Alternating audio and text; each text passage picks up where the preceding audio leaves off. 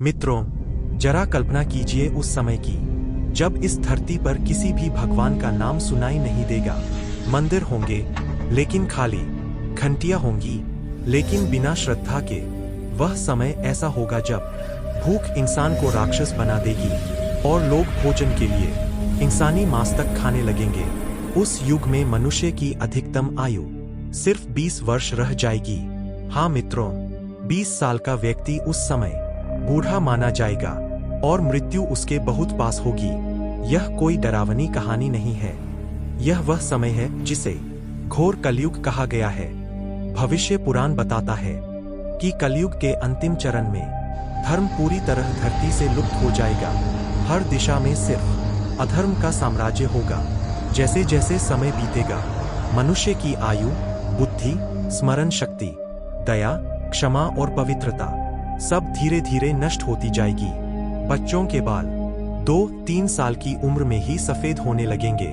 भाई भाई का दुश्मन बनेगा और रिश्ते केवल स्वार्थ पर टिके होंगे। आप सोच रहे होंगे कि आज पाप बहुत बढ़ गया है, लेकिन मित्रों, यह तो घोर कलयुग का 1% भी नहीं है। जब कलयुग अपनी चरम सीमा पर पहुंचेगा तो पापियों की गिनती संभव ही नहीं रहेगी।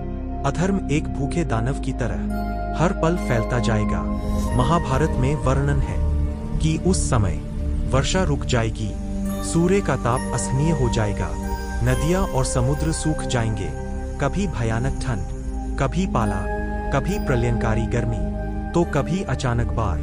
गर्मी इतनी तीव्र होगी कि पाताल लोक तक सब कुछ जलकर राख हो जाएगा। लोग छोटी छोटी गंदी झीलों को तीर्थ मानेंगे और गंगा जैसी पवित्र नदी अपवित्र समझी जाएगी। उस समय चालाक और लालची व्यक्ति विद्वान कहलाएगा। धूर्त लोग धर्मात्मा माने जाएंगे। धर्म गुरु होंगे लेकिन उनके भीतर राक्षसी प्रवृत्ति होगी। वे ज्ञान की बातें करेंगे और भीतर से अधर्म फैलाएंगे। अन्न उगना बंद हो जाएगा। पूजा, व्रत, तप सब समाप्त हो जाएंगे। जिसके पास धन नहीं होगा उसे अपवित्र कहा जाएगा और जिसके पास धन होगा वह चाहे कितना ही पापी क्यों न हो, उसे श्रेष्ठ माना जाएगा। इसी समय जन्म लेगा कलयुग का राक्षस, कली पुरुष। लोग उसे ही भगवान मानने लगेंगे। उसकी आज्ञा ही धर्म बन जाएगी। वह मनुष्यों के भीतर प्रवेश करेगा, उन्हें बुराई की ओर धकेलेगा। उसकी शक्ति का स्रोत होगा अधर्म। इस बार का युद्ध रामायण और महाभारत से अलग होगा, क्योंकि इस बार पूरी मानव जाति भगवान के विरुद्ध खड़ी होगी। लेकिन तभी जब संसार अंधकार में डूब चुका होगा, धरती पर अवतार होगा भगवान विष्णु के दशम अवतार कल्कि का। वे देवदत्त नामक श्वेत अश्व पर सवार होकर पापियों का नाश करेंगे और धर्म की पुनः स्थापना करेंगे। उनके साथ होंगे हनुमान जी, जो त्रेता युग से आज तक जीवित है, परशुराम जी, जो स्वयं विष्णु के अवतार है, भगवान कल्कि के गुरु बनेंगे। कहा जाता है भगवान कल्कि की 2 पत्नियां होंगी, पद्मा और रमा, और 4 पुत्र, जय, विजय, मेघवाल और बला।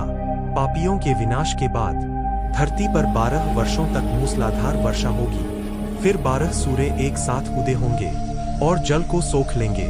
तभी जीवन दोबारा संभव होगा और सतयुग का आरंभ होगा।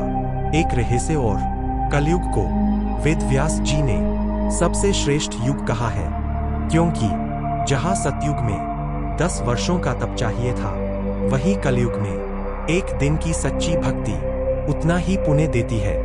यही कारण है कि मुक्ति पाने का सबसे सरल समय कलयुग ही है। घोर कलयुग का अंत और नए युग की शुरुआत। अगर आपको यह रहस्यमय कथा अंदर तक हिला गई हो तो वीडियो को लाइक करें, चैनल को सब्सक्राइब करें और घंटी जरूर दबाएं।